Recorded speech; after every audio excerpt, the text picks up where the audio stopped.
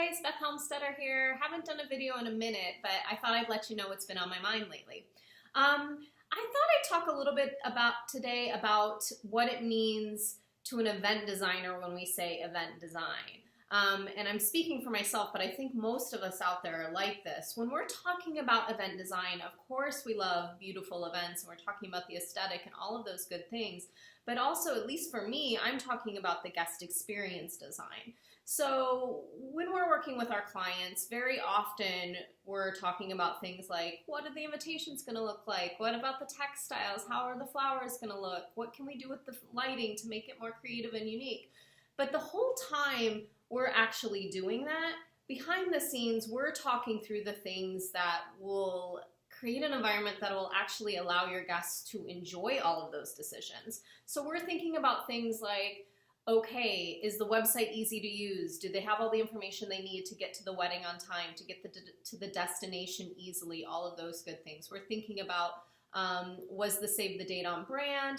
Is the welcome gift going to have everything they need to enjoy themselves in their Airbnb or their hotel? We're also thinking about things like, okay, we've got to put these guests on a 35-minute shuttle ride. What can we do to make that more comfortable? Does that look like a well-curated playlist, water, champagne, what have you? We just are trying to think of all of those things just to make sure that, even though they have to go through some of these experiences to get to your wedding, that those experiences have been intentionally designed with them in mind. It just helps them feel more important and, of course, enjoy the experience.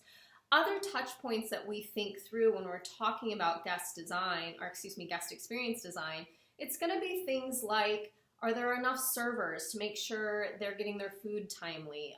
Do they have to wait too long in the lines at the bars? Is the restroom easily accessible? Is there going to be long lines for that? Do they have to wait for 45 minutes for their valet at the end of the night?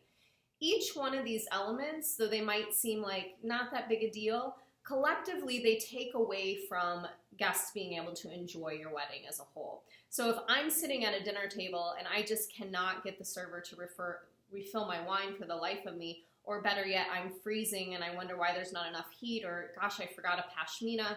All of those things detract from me enjoying the first dance, detract from me enjoying my meal, because it's human nature to be focused on things when you're uncomfortable instead of enjoying the beauty of the environment. So we want to always look for ways to just make sure we have created the proper experience for guests so they can be as engaged as possible in the wedding day. Now, if you're planning your wedding on your own, this doesn't have to look like anything crazy. Maybe it's an extra bartender or an extra server. Maybe it's just making sure there's bottled water on the shuttle buses or what have you. So don't think you have to overthink this, or I'm adding another layer to your plate. It's really just about the art of hospitality and the art of entertaining and incorporating that not only into the aesthetic design, but the overall guest experience design. So there you have it, my thoughts on what event design truly means to me. If you have any questions, always feel free to email me at beth@bethhelmstetter.com or leave them in the comments below. Thank you so much. Bye.